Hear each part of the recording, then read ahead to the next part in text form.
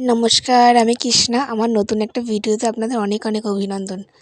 এই শীতকালে যদি শিম আলু দিয়ে ভোলা মাছের ধনেপাতা দিয়ে ঝোল করা যায় আর কি লাগে বন্ধুরা।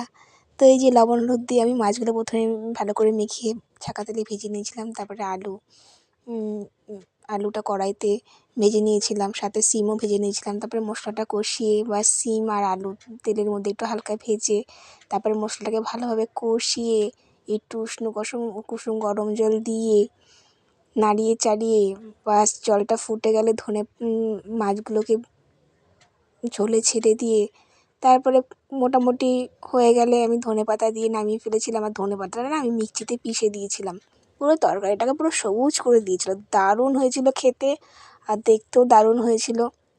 কারা কারা ধনেপাতা দিয়ে মাছের ঝোল খেতে পছন্দ করে অবশ্যই কিন্তু কমেন্ট করে জানাবে। নতুন নতুন ভিডিও করছি, হয়তো ভুল ত্রুটি কিছু হবেই। তো ভিডিওটা দেখার জন্য অনেক অনেক ধন্যবাদ সবাইকে।